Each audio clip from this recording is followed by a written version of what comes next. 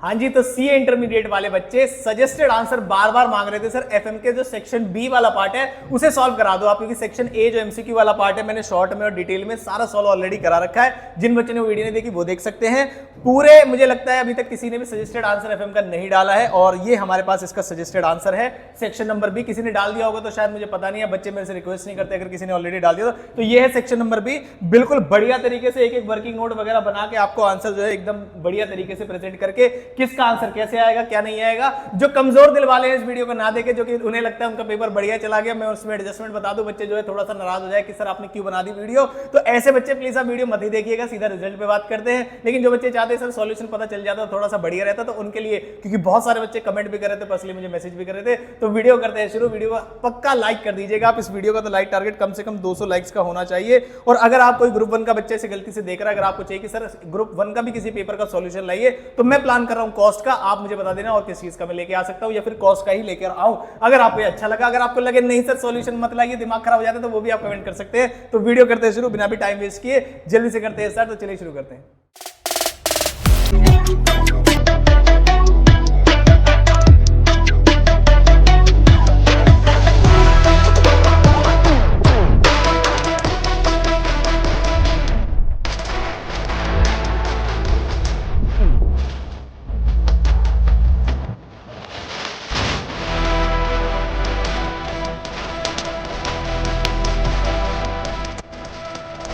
तो जैसा कि आप मेरी स्ट्रेटेजीज भी देखते होगे, मैं बोलता हूं आपसे कि पेपर को हमेशा कहां से स्टार्ट करना चाहिए। जब आप डिस्क्रिप्टिव पार्ट कर रहे हो तो आपको हमेशा लास्ट क्वेश्चन से स्टार्ट करना चाहिए। तो मैंने इसका लास्ट क्वेश्चन खोल लिया है यहाँ पर एफएम वाले पार्ट का, यहाँ से तो आपका एसएम शुरू हो गया, तो मैंने एफएम वाले पार्ट का लास्ट क्वेश्चन खोल लिया है। ये तो वाला थ्योरेटिकल क्वेश्चन है, इसका मतलब हमें क्वेश्चन नंबर 3 से चीजें सॉल्व करनी है। तो मैं आगे आपके क्वेश्चन नंबर 3 पर, यहाँ पर डेटर्स मैनेजमेंट का क्वेश्चन है। कई सारे बच्चों को लग रहा था कि सर लास्ट टाइम क्योंकि डेटर्स मैनेजमेंट आ चुका था इस बार नहीं आएगा, तो ऐसा आईसीआई आपको धब्बा हर बार कर देता है। तो पहले 3 का ए पार्ट का सॉल्यूशन देखते हैं। मुझे ऐसा लगता है पर्सनली कि इसमें भी काफी सारे बच्चे गलती करके आए होंगे।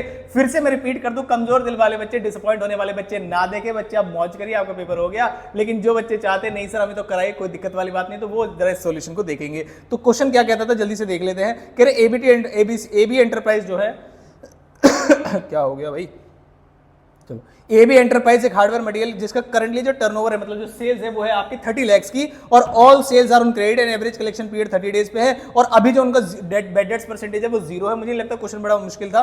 Customers are requesting to increase the credit period, लेकिन कहां गलती कर सकते थे वो बताऊंगा। वो सोच रहे हैं कि क्रेडिट पीरियड इंक्रीज कर दे, और इससे क्या क्या होगा जरा बताता हूं मैं आपको जल्दी से। चलो भाई, क्रेडिट पॉलिसी इंक्रीज कर दे, अभी 30 है और चाहते हैं 15 दिन से इंक्रीज कर दे। जो न्यू क्रेडिट पॉलिसी हो जाएगी वो होने वाली है आपकी, पहली वाली एग्जिस्टिंग 30 है और जो हो जाएगी वो हो जाएगी 45। उसके बाद उन्होंने कहा और हम सोच रहे हैं एक और क्रेडिट पॉलिसी के बारे में सोच रहे हैं, और वो सोच रहे हैं हम 30 दिन से बढ़ा दें उसे। 30 दिन से बढ़ाने का मतलब है कि अब कितना हो जाएगा, 60 दिन। उन्होंने एक्सपेक्टेड सेल्स भी गिवन थी कि इंक्रीज कितना हो जाएगा, तो एक में बताया था कि आपकी सेल्स जो है 3 लाख से बढ़ जाएगी, और एक में बताया था आपकी सेल्स जो है 5 लाख से बढ़ जाएगी। तो जिसमें सेल्स 3 लाख से बढ़ जाएगी, तो करंटली जो हमारी सेल है 30 लाख की है, 3 लाख से बढ़ गई तो 33 लाख, और 5 लाख से बढ़ गई तो 35 लाख। इसमें कई सारे बच्चों ने 33 + 5 भी कर दिया होगा, 38 लाख, तो उनका गलत हो गया होगा। वेरिएबल कॉस्ट पर आते हैं सर, वेरिएबल कॉस्ट आपने कैसे निकाली, बिल्कुल सिंपल तरीका है सर। उन्होंने ही बोला था आपकी जो सेल्स है वो 30 लाख पर एनम की है, और जो आपका सेलिंग प्राइस है वो 100 है। जब आप इसे डिवाइड करते हैं तो 30,000 आपका अमाउंट आ जाता है, जो कि आपकी यूनिट्स आ गई हैं। अब 30,000 यूनिट्स अगर आपने बेची तो वेरिएबल कॉस्ट 50 से मल्टीप्लाई कर दिया, और मल्टीप्लाई कर दिया तो आपने वेरिएबल कॉस्ट आ गई, और फिक्स कॉस्ट तो 5 लाख है ही। उसके बाद सब कह रहे कि सर और कैसे निकलेगा, फिर आप 33 लाख को डिवाइड कर देंगे 100 से, 33,000 आपकी यूनिट्स आ जाएगी, फिर आप 50 से मल्टीप्लाई कर देंगे तो वेरिएबल कॉस्ट आ जाएगा, फिर 35,000 से 150 कर देंगे तो आपका वेरिएबल कॉस्ट आ जाएगा। ये रही आपकी वेरिएबल कॉस्ट अलग अलग। ये रही आपकी fix cost 5 lakh per annum, जो कि आपकी फिक्स थी। जब भी क्वेश्चन में आपका टोटल कॉस्ट निकालने का ऑप्शन होता है तो आपको पता होना चाहिए कि जब टोटल कॉस्ट निकालने का ऑप्शन होता है आपके पास,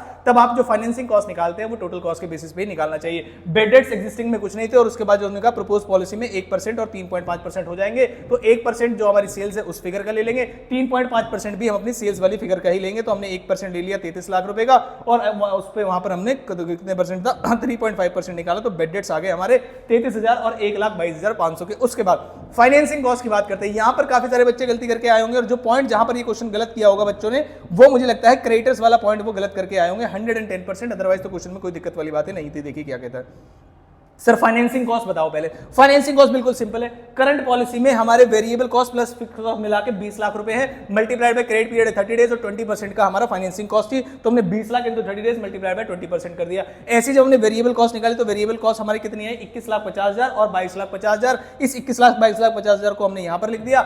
जो क्रेडिट पॉलिसी है 45 डेज की और जो क्रेडिट पॉलिसी है 60 डेज की, 20% से मल्टीप्लाई कर दिया, ये आ गई हमारी फाइनेंसिंग कॉस्ट। हमारी कुछ सेव भी हो रही थी फाइनेंसिंग कॉस्ट। तो मेरे बच्चे जरा ध्यान से सुनिएगा, उसने कहा था आपके जो क्रेडिटर्स हैं वो कह रहे हैं हम आपको ready to give 15 days extra credit दे रहे हैं जो आप एडिशनल कॉस्ट इनकर कर रहे हो। अब यहां पर काफी सारे बच्चे डाउट में आ गए कि एडिशनल कॉस्ट कहां से निकाले। तो मेरे बच्चे आपकी जो एडिशनल कॉस्ट थी वो कहां से निकलेगी, देखो फिक्स कॉस्ट तो सेम रह रही है, तो एडिशनल कॉस्ट कहां से, वेरिएबल कॉस्ट में जो चेंज होगा वही होगा, या टोटल कॉस्ट में चेंज मान लीजिए। तो 1.5 लाख रुपए पे आपको 15 दिन की फाइनेंसिंग कॉस्ट सेव हो रही है। बस ऐसे ही यहां पर 2,50,000 पे 15 दिन की फाइनेंसिंग कॉस्ट सेव हो रही है, ये आपकी सेविंग थी। इसे एडजस्ट कैसे करना था सर, अलग से भी दिखा सकते थे, या तो फाइनेंसिंग कॉस्ट में से माइनस करके दिखा सकते थे, या अलग से दिखा सकते कि सर 1.5 लाख रुपए की पॉलिसी ए में हमें सेविंग हो रही है 15 दिन की 20% और 2.5 लाख की सेविंग हो रही है 15 दिन 20%, और ये आपकी सेविंग थी जो आपको लास्ट में ऐड कर देना था। तो सेल्स में से फिर हमने टोटल कॉस्ट माइनस किया, बैड डेट्स माइनस किया, फाइनेंसिंग कॉस्ट माइनस किया और सेविंग इन फिक्स कॉस्ट को ऐड कर दिया। तो ये आपके नेट बेनिफिट्स आ गए हैं, जिसके अकॉर्डिंग हमारा जो सबसे ज्यादा फायदा आ रहा है वो पॉलिसी बी में आ रहा है। आप मुझे बताना आपकी आंसर क्या रहा, इसमें पॉलिसी बी रहा या कुछ और रहा। अगर लास्ट वाला पॉइंट ऐड करना भूल भी गए तब भी आपको स्टेप मार्क्स पूरे मिलेंगे, 1-2 नंबर काट ली तो कुछ कह नहीं सकते, ठीक है। ये था हमारा थर्ड का ए पार्ट। अब आ जाइए सर थर्ड के बी पार्ट पे। थर्ड का बी पार्ट बिल्कुल इजी क्वेश्चन था, मुझे नहीं लगता बच्चे गलत करके आए होंगे, लेकिन कहां गलत करके आए होंगे ये बताता हूं मैं आपको। देखो जरा ध्यान से, क्वेश्चन ने क्या बोला है, देखो पहली लाइन में बता देता हूं आपने गलती कहां की होगी। This plant is expected to yield earning before interest and taxes. This plant means what, this plant में एडिशनल प्लांट जो आप एक्वायर करना चाहते हो वो आपको 2 लाख रुपए की अर्निंग देगा। टोटल अर्निंग नहीं है ईबीआईटी, इसका मतलब आपको पुरानी वाली ईबीआईटी या उसकी अर्निंग पे भी ध्यान देना है, क्योंकि आपने पहले से भी 2.5 लाख रुपए लगा रखे हैं। यहां काफी सारे बच्चे जो है पॉइंट स्किप कर गए होंगे और उन्होंने ईबीआईटी में सीधा 2 लाख रुपए देके क्वेश्चन सॉल्व कर दिया होगा। सर आपने भी तो यही किया मेरे बच्चे, मेरे मुन्ना, देखो जरा ध्यान से। आपने पहले मैंने क्या किया, ईबीआईटी लिखा, ईबीआईटी लिखा, दोनों ही केस में सेम है। फिर मैंने माइनस क्या किया, कह रहे अभी से तो आपके पास 2.5 लाख के क्या नाम है 25,000 शेयर्स हैं। उसके बाद हम चाहते हैं कि ये जो 5 लाख रुपए हैं ऑल्टरनेटिव ए में कह रहे हैं शेयर्स ही ले आओ, या ऑल्टरनेटिव बी में क्या कह रहे हैं कि 50% इक्विटी ले लो और 50% डेट ले लो। दैट मींस कि ऑल्टरनेटिव बी में ही आपका इंटरेस्ट आएगा, बाकी आएगा ही नहीं। तो ऑल्टरनेटिव बी में आपको 5 लाख रुपए चाहिए थे, 50% कर देंगे 2.5 लाख आ जाएगा। और जो डेट का रेट है वो एक बार चेक कर लेते हैं कि डेट का रेट कितना है, 12%। तो आपको 2.5 लाख का जब आप 12% करेंगे तो आपका इंटरेस्ट निकल के आ जाएगा यहाँ पर 30,000 रुपए। ये आ गया मेरा अर्निंग बिफोर टैक्स। सर आपने भी तो 2 लाख से किया है भाई, रुक जा, अभी बता रहा हूं, 2 मिनट रुक। टैक्स का 40% है, मैंने यहां पर माइनस कर दिया। यहां पर क्वेश्चन में कैच था, देखो जरा ध्यान से। क्या ये लाइन मैं बता सकता हूं, मतलब डिसअपॉइंट हो गए, मतलब कमेंट में उल्टी सीधी बात है मत लिखना, लेकिन बोलना आपने वाला क्वेश्चन गलत किया है नहीं, ठीक है। क्वेश्चन क्या कह रहा था कि आपने पहले भी तो कमा रहे होगे। सर वो कहां से पता चलेगा भाई, पहले मेरे पास 25,000 शेयर्स थे, ठीक है सर। मार्केट प्राइस जो है वो 24 रुपए था, ठीक है सर। प्राइस अर्निंग रेशियो जो है 8 था। तो एक बात बताओ, अगर मेरे पास ईपीएस है, मल्टीप्लाई कर दूं पीई रेशियो से, तो मेरा मार्केट प्राइस आ जाएगा, ठीक है सर आपने सही किया। तो पहले मैं 24 रुपए कमा रहा था मार्केट प्राइस के, पी रेशियो 8 था, इसका मतलब मेरा ईपीएस कितना रहा होगा, मेरा ईपीएस 3 रहा होगा। तो अगर मैं अपने ईपीएस का 25,000 इंटू 3 कर दूं तो पहले भी मैं अर्निंग पर शेयर 75,000 रुपए का कमा रहा था। सर बिल्कुल सही कह रहे हो, ठीक है। तो ये जो 75,000 रुपए है इसमें टैक्स वगैरह इंटरेस्ट वगैरह सब माइनस हो गया। पहले तो टैक्स था ही नहीं उसका, मतलब इंटरेस्ट था ही नहीं उसके अंदर, तो उसमें कोई दिक्कत वाली बात नहीं। तो इसका मतलब इसका अर्निंग आफ्टर टैक्स ये लेंगे, प्लस 25,000 जो पुराने शेयर्स पे उसमें जो 3 रुपए का अर्निंग पर शेयर जो नेट अर्निंग्स थी मेरी, वो मैंने यहां पर मल्टीप्लाई कर दी। देखो यहां पर नेट अर्निंग्स आती है, कैसे करते हो आप, ईपीएस मल्टीप्लाई करते हो उससे, किससे, नंबर ऑफ इक्विटी शेयर से, तो आपका नेट अर्निंग्स निकल जाती है। तो नेट अर्निंग्स निकाल दी मैंने यहां पर, पुरानी वाली नेट अर्निंग्स मैंने ऐड कर दी। और मुझे बताना आप ये वाला पॉइंट कहीं गलत तो नहीं करके आ गए। जब आप इन टोटल कर देंगे तब आपकी टोटल अर्निंग्स आएंगी, तभी आप total number of equity share से डिवाइड करेंगे, तभी आप ईपीएस निकालेंगे और तभी आप पी रेशियो से मल्टीप्लाई करके आंसर बताएंगे। अगर आप ईपीएस पे जाएंगे और दोनों ही आंसर आपके सेम आ रहे हैं, यहां पर भी क्या बच्चे गलती कर सकते हैं, जो न्यू नंबर ऑफ शेयर्स है, देखो एग्जिस्टिंग 25,000 तो दोनों में ही रहेंगे, लेकिन जो न्यू शेयर्स निकालने में काफी सारे बच्चों ने गलती की होगी। कैसे, जरा ध्यान से देखेंगे। ऑल्टरनेटिव ए 100% इक्विटी है, इसका मतलब जो अगले 5 लाख रुपए आने वाले हैं वो पूरे इक्विटी से आएंगे। और 5 लाख रुपए कैसे आएंगे, सिर्फ फेस वैल्यू तो ₹10, लेकिन इशू किया है प्रीमियम पे ₹10 के, इसका मतलब जो इशू प्राइस है वो 20 है, तो 5 लाख डिवाइड बाय जब आप 20 कर देंगे तो आपका आ जाएगा 25,000, और अगले वाले में क्योंकि मुझे 2.5 लाख ही इक्विटी से चाहिए तो 2.5 लाख डिवाइड बाय आप करेंगे 20 तो उसमें आ जाएगा 12,500, the total number of equity shares आ गए। यहां से मैंने इक्विटी शेयर्स निकाले हैं, इसका वर्किंग नोट मैंने आपको दिखा दिया, ईपीएस डिवाइड करने से आ गया और पी रेशियो से मल्टीप्लाई कर दिया, तो आपका प्लान नंबर बी जो है वो ज्यादा बढ़िया रहने वाला है। ये हो गया हमारा क्वेश्चन नंबर 3 खत्म। आई होप मैंने आपको एक पॉइंट अच्छे से समझाया और आपको समझ में भी आया होगा कि आंसर कैसे निकला है। फिर हम इससे ऊपर चले गए, तो उसके बाद आए हम क्वेश्चन नंबर 2 पे। ठीक है, क्वेश्चन नंबर 2 का जो ए पार्ट, फर्स्ट का सी है, हमने क्वेश्चन नंबर 2 का ए पार्ट, ये रहा क्वेश्चन नंबर 2 का ए पार्ट। आते हैं सर क्वेश्चन नंबर 2 के ए पार्ट में। ये रहा, ठीक है। क्वेश्चन ने क्या पूछा था जरा ये बता दूं मैं, सारे बच्चे ध्यान देंगे। क्वेश्चन ने WACC पूछा था, और जो बच्चे हमारे वीडियो देखे गए थे जिसमें मैंने कॉस्ट ऑफ कैपिटल रिवाइज कराया था, मैंने उसके अंदर ये वाला पॉइंट समझाया था। अब आता हूं मैं जल्दी ताकि वीडियो ज्यादा जल्दी ना बन जाए। इक्विटी कैपिटल 10% डिवेंचर है, 12% प्रेफरेंस शेयर, ठीक है सर। रिस्क फ्री रिटर्न 10% है, RF माइनस RM वाले फॉर्मूले से होगा, और ये CAPM अप्रोच जो बच्चे देखे गए थे कॉस्ट ऑफ कैपिटल की वीडियो बता सकते हैं कि ये वाला पॉइंट मैंने डिस्कस किया था। 12% जो है, और कंपनी का करंट मार्केट प्राइस 7 है, डिवेंचर जो ट्रेड कर रहे हैं वो 80 पे, डिवेंचर ये वाला जो निकलना था आपका ये NPV टेक्निक से निकलना था। आई होप आप इसे करके आए होंगे। प्रेफरेंस शेयर्स के बारे में बातें गिवन है, और आपके पास कंपनी प्रेजेंटली 1/4 का है, कंपनी का टैक्स रेट है, और कॉस्ट ऑफ डिवेंचर जो यील्ड कर रहा है वो ये रहा, WACC वगैरह आपके पास है। तो सर क्वेश्चन कैसे करना था, तो सर क्वेश्चन करना था ऐसे, RF प्लस बीटा, ये आपको फॉर्मूला पता होगा, इस तरीके से आपको KE निकालनी थी, 13.5% आएगी। जब आप KP निकालेंगे तो सर फॉर्मूला लगाना था आपको कि अगर आपका रिडीमेबल वैल्यू क्या है, नेट प्रोसीड्स का, बिल्कुल सिंपल फॉर्मूला है KP निकालने का रिडीमेबल वाले केस में। इस केस में जो आपका KP आएगा वो आएगा 11.67%। आई होप इसमें तो दिक्कत नहीं आई होगी आपको। प्रॉब्लम कहां आई होगी सर, KD में प्रॉब्लम आई होगी आपको। KD निकालना था आपको NPV मेथड से, ठीक है, जो आपको पता ही होगा, ठीक है। YTM बोलते, पता नहीं कुछ बच्चे अलग अलग नाम बोलते हैं इसको। सर कुछ बच्चे कह रहे आपको कैसे पता चला 10% और 14% पे निकाला, भाई क्वेश्चन ने दिया था। तो इसका मतलब क्या है कि आप इस वाले पॉइंट को YTM अप्रोच से सॉल्व करेंगे। YTM अप्रोच से जब सॉल्व करेंगे तो KD लिखेंगे सबसे पहले 10% पे निकालने के लिए, कि आपने ईयर 0 पे 1 to 5 और 5 आपके हाथ से आज 80 रुपए चले जाएंगे, और हर साल क्योंकि फेस वैल्यू 100 रुपए मान रहे हैं हम, और 10% का आपका इंटरेस्ट रेट है, माइनस करेंगे 1 माइनस टैक्स रेट, तो 7 रुपए आपको हर साल मिलेंगे, कितने महीने, 5 साल तक, और 5 साल का मैंने GT फैक्टर कर दिया और यहाँ पर मल्टीप्लाई कर दिया। 5वें साल के एंड में आपको फेस वैल्यू रिडीम हो जाएगी, 100 रुपए मैंने यहां पर रख दिया है, इसको प्लस माइनस करके दिया, तो ये हमारा आ गया NPV एट 10%।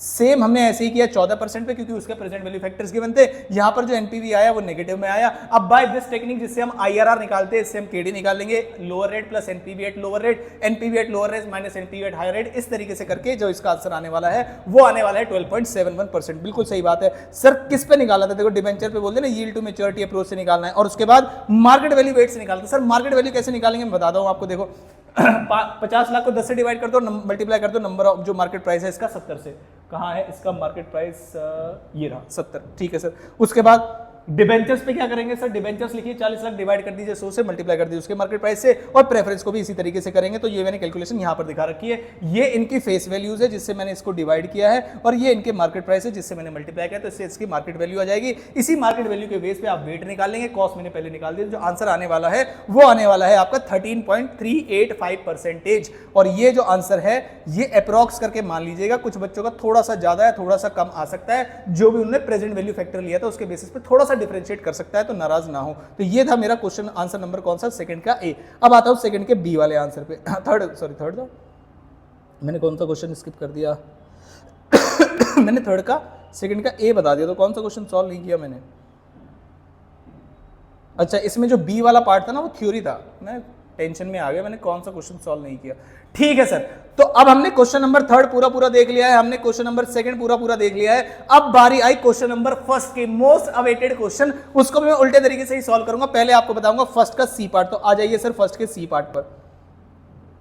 रेशियो का क्वेश्चन था, थोड़ा सा लेंथी था, मुझे लगता है थोड़ा सा छोटा बना सकते थे उसको, 5 नंबर के हिसाब से नहीं था, थोड़ा टाइम कंज्यूमिंग था। आप भी मुझे बताना टाइम कंज्यूमिंग था या नहीं था। इसमें कुछ इन्फॉर्मेशन गिवन थी सर, बैलेंस शीट पूछा था, मुझे लगता है सबसे बेसिक क्वेश्चन था ये, कुछ घुमा के नहीं पूछा था, टू द पॉइंट पूछा था। 1 बाय 1 करके आपको सारी चीजें बताता हूं सर। देखो जरा, इन्फॉर्मेशन क्वेश्चन में गिवन थी, लॉन्ग टर्म आपके पास long term debt to share holders fund given था। फॉर्मूला इसका क्या है सर, यही जो लिखा हुआ है, long term debt to share holders fund. उसके बाद हमने क्या गिवन था, ये मुझे 0.6 गिवन था सर, कहां गिवन है, ये रहा 0.61, ठीक है सर। अब लॉन्ग टर्म डेट क्या और शेयर होल्डर्स फंड क्या सर? शेयर होल्डर्स फंड तो मुझे पता है 6 और 3 कितने हो गए, 9 लाख। तो क्या इससे लॉन्ग टर्म डेट निकल सकता है? बिल्कुल निकल सकता है। तो हमने फॉर्मूला लगाया, 9 लाख रुपए यहां पर लिखे। शेयर होल्डर्स फंड में आपको पता होना चाहिए equity share capital plus reserves भी आते हैं, तो जब इससे मल्टीप्लाई करोगे तो 5,40,000 का आपका लॉन्ग टर्म डेट आ जाएगा, ठीक है सर। लॉन्ग टर्म डेट आ जाने से मुझे क्या पता चल जाएगा? जब मेरा यहां पर लॉन्ग टर्म डेट आ जाएगा तो मैं इसको टोटल कर लूंगा, तो मेरी टोटल लायबिलिटीज आ जाएंगी, and that total liability will be equal to total assets. तो यहां से हमारा अगला क्वेश्चन सॉल्व होगा कि सर जब आपने 5,40,000 रुपए यहां लिख दोगे, सारे बच्चे देखेंगे,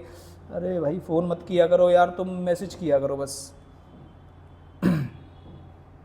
5,40,000 मैंने यहां पर लिख दिया, और इस 5,40,000 को जब आप टोटल कर देंगे तो वो टोटल लायबिलिटीज आ जाएंगे, और यहां पर इक्वल टू कर देंगे तो टोटल एसेट्स आ जाएंगे। तो मैंने यहां पर लिखा टोटल लायबिलिटीज। टोटल लायबिलिटीज कैसे निकाला? 6 + 3 + 5 + 3। देख लेना कोई कंप्यूटेशनल एरर तो नहीं है, खुद भी एक बार क्रॉस चेक करके देख लेना, ठीक है। उसके बाद आगे टोटल एसेट्स मेरी 17,40,000। फिर देखो टोटल एसेट के बेस पे कोई फॉर्मूला गिवन है क्या क्वेश्चन में? यस, टोटल एसेट के बेसिस पे ये फॉर्मूला गिवन है। इससे मैं क्या निकाल सकता हूं सर? इससे मैं सेल्स निकाल सकता हूं। तो देखो जरा, टोटल एसेट टर्नओवर रेशियो मैंने लिवरेज में भी बताया था काफी सारे बच्चों को। वीडियो को लाइक कर देना जिन बच्चों ने देखी थी वाली वीडियो, ये वाला फॉर्मूले से क्वेश्चन आ सकते हैं। तो सेल्स अपॉन टोटल एसेट्स हमने कर दिया, इसका मतलब 2.5 टाइम्स है टोटल एसेट्स का सेल्स। हमने सेल्स निकाली यहां पर, क्योंकि हमारे पास टोटल एसेट्स थी, तो सेल्स आ गई हमारी 43,50,000 की सेल्स आ गई। अब देखो जरा सेल्स के बेस पे कौन कौन सी इंफॉर्मेशन गिवन है? सर सेल्स के बेस पे आपके पास ग्रॉस प्रॉफिट रेशियो गिवन है।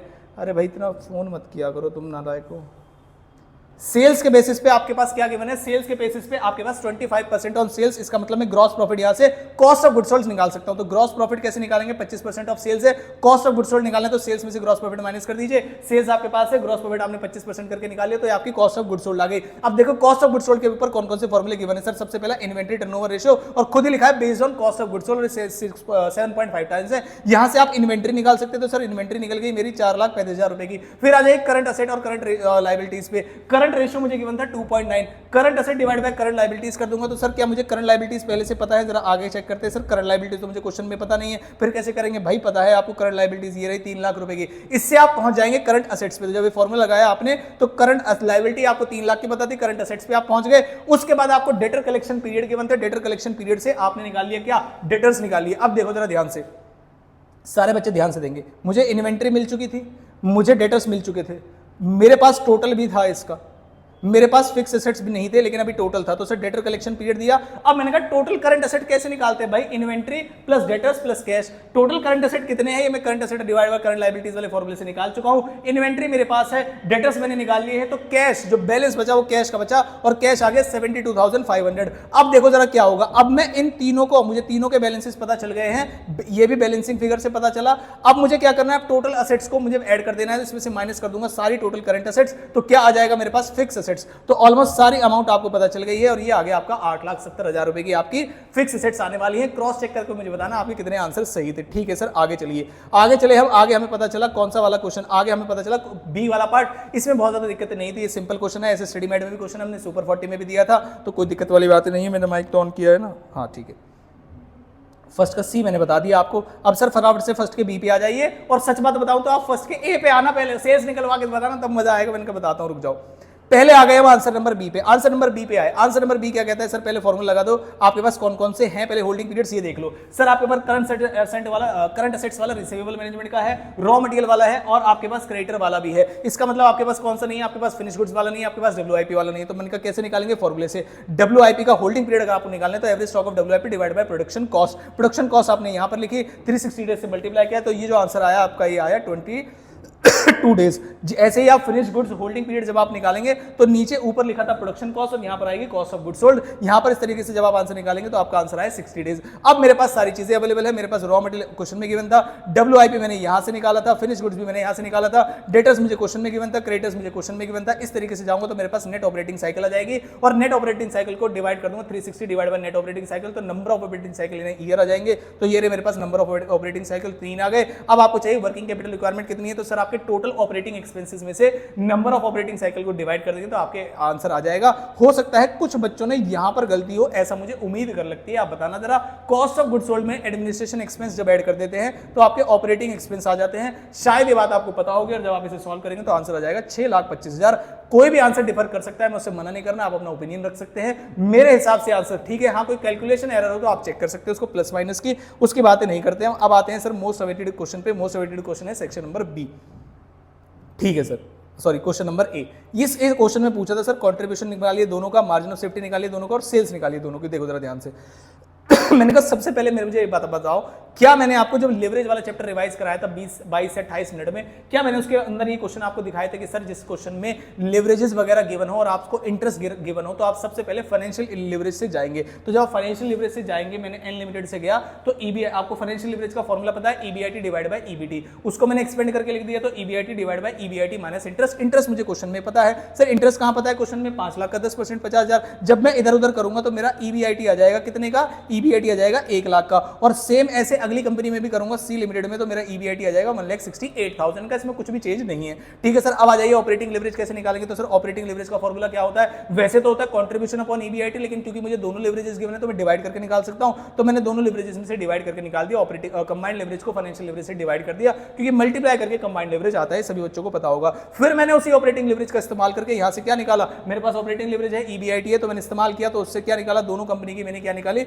दोनों कंपनी का मैंने निकाल दिया कंट्रीब्यूशन। तो क्या मुझसे यही पूछा था, देखो जरा ध्यान से, 4 लाख और 5,04,000 प्लस माइनस का मैं कह नहीं सकता, लेकिन आप चेक कर सकते हैं, दोनों का आंसर मैंने निकाल दिया है। फिर आए sir margin of safety percentage में बताओ, ये भी मैंने लेवरेज में बताया था, सारे बच्चे ध्यान देंगे। मार्जिन ऑफ सेफ्टी का मैंने बच्चे का कमेंट भी पिन किया था, एमपीएस लिख दिया था, लेकिन बच्चे ने बताया उसे करेक्ट कर लीजिए। तो एमओएस निकालने का तरीका क्या है sir, 1 divided by operating leverage कर दीजिए। ऑपरेटिंग लेवरेज मेरे पास 4 और 3 थे, मैंने डिवाइड कर दिया, तो ये आ गया 33.33%, कुछ बच्चे 33.34 लिख के आएंगे। अब आते हैं सबसे डिस्प्यूटेड पॉइंट इस साल के, सेल्स कैसे निकलेगी सर, और सेल्स कैसे निकालनी है सर, सेल्स निकालनी है सी लिमिटेड की। अब मैं आपको बताता हूं जो बच्चे फॉर्मूले से करके आए होंगे, सुनो जरा ध्यान से मेरी बात, जो बच्चे फॉर्मूले से करके आए उनका आंसर अलग है, और जो बच्चे इनकम स्टेटमेंट बना के आए हैं उनका आंसर अलग है। अब सवाल यह है कौन सा आंसर अलग है, कौन सा आंसर सही है। आपको क्या करना है, अब आप सुनना मेरी बात, आपको कमेंट बॉक्स में बताना है कि आपका क्या आंसर रहा, और मैं एटलीस्ट कम से कम जब 40 कमेंट हो जाएंगे उसके बाद आपको पिन करके बता दूंगा जिन जिन बच्चों का सही है, या मैं उसके अंदर सही आंसर आपको बता दूंगा, और ये भी बताऊंगा निकालूंगा कैसे। लेकिन कुछ बच्चों ने अलग अलग किया है, और मुझे लगता है आईसीआई भी उन पे मार्क्स देगा अगर अलग अलग सेल्स भी आई होंगी, लेकिन आइडियल सिनेरियो में सेल्स क्या होनी चाहिए तो आप मुझे कमेंट करके बताएंगे, और पक्का वीडियो को लाइक करेंगे तो ये वाला पॉइंट मैं आपको कमेंट बॉक्स में बताऊंगा। पूरा मैंने आपको अच्छे तरीके से समझाया। जो बच्चे डर रहे हैं कि मेरे दोस्त का ये आंसर आया, मेरे दोस्त का ये आंसर है, तो भाई सेल्स के 2 आंसर इसमें पॉसिबल हैं। अगर आप फॉर्मूले से जाओगे तो आंसर अलग आएगा, और आप बैलेंसिंग फिगर से जाओगे तो आंसर अलग आएगा। मुझे बताना आप कौन से वाले फॉर्मूले से गए हो, या बैलेंसिंग फिगर पूरी इनकम स्टेटमेंट बना के गए हो, किस तरीके से आपने निकाला है, और कमेंट बॉक्स में बताइएगा। मैं जैसे पिन कर दूंगा आंसर, जैसे मैंने आपको एक आंसर किया था, किसमें मुझे याद नहीं आ रहा, डेज निकालने वाला आंसर था, उसमें मैंने किया था, और काफी सारे बच्चों ने कमेंट किया था। तो इसी तरीके से आप कमेंट बॉक्स में मुझे बताएंगे और इसका आंसर मैं पिन कर दूंगा। आई होप बाकी सारे क्वेश्चंस का आपको समझ में आया होगा, अच्छी तरह से प्रॉपर समझ में आया होगा कैसे आंसर है। पीडीएफ चाहिए अगर आपको, तो पीडीएफ कैसे लेनी है जरा ध्यान से देखेंगे सारे बच्चे, पीडीएफ कैसे लेनी है। तो सर अगर आपको पीडीएफ लेनी है तो आप इस नंबर पर मैसेज करके इस पीडीएफ को ले सकते हैं, और जब भी आईसीआई सजेस्टेड आंसर निकालेगा तो आप जो है क्या नाम है, पक्का आप इसमें से ले सकते हैं। जिन बच्चों को अगले अटेम्प्ट की तैयारी करनी है, कोई भी फास्ट ट्रैक बैच वगैरह लॉन्च करना है, मतलब अवेल करना है, तो वो भी इस नंबर पर मुझसे मैसेज करके बता सकते हैं। मैसेज करने का तरीका यही है, आप अपना पहले लिखेंगे नाम, आप उसके बाद लिखेंगे स्टेट, उसके बाद लिखेंगे कोर्स, और कोर्स के अंदर लिखेंगे सीए इंटर ग्रुप 2, और उसके बाद जब क्वेरी लिखेंगे तो क्वेरी में लिखेंगे सर एफएम पेपर की पीडीएफ दे दीजिए, एफएम सजेस्टेड आंसर पीडीएफ, बस इतनी बात आपको लिख देनी है। और अगर हो सके तो स्क्रीनशॉट भी भेज देना कि भाई हाँ आप हमारे चैनल के मेंबर हैं। आई होप सॉल्यूशन आपको समझ में आए होंगे। कमेंट करके जरूर बताना आपकी सेल्स क्या आई, फिर मैं तुरंत आपको बताऊंगा कि सेल्स क्या आनी चाहिए। दोनों तरीके से आपको बता दूंगा कि सेल्स कैसे आनी चाहिए, शॉर्ट में डाल दूंगा, आपको ऐसे देख लेना। तो मिलता हूं आपसे अगली किसी इंपॉर्टेंट वीडियो के साथ। और कोई सोल्यूशन चाहिए हो तो आपको बता सकते हैं, ग्रुप 1 से अब आप बता सकते हैं, ग्रुप 2 में मेरा और कोई एक्सपर्टीज एरिया नहीं है। ग्रुप 1 में अगर आप, मैं तो सोच रहा हूँ कॉस्ट का दे दो, क्योंकि काफी सारे बच्चों ने बोला सर कॉस्ट के काफी सारे क्वेश्चंस में डाउट है, ट्रिकी वाला पॉइंट था, टेक्स्ट तो ऑब्वियसली ट्रिकी है, कॉस्ट में आप बता दीजिए, तो आप मुझे बताना अगली वीडियो किसके अंदर लेके आओ, और वीडियो आपको अच्छी लगी या नहीं लगी, और वीडियो को लाइक कर देना। मिलता हूं आपसे अगली किसी इंपॉर्टेंट वीडियो के साथ। All the best.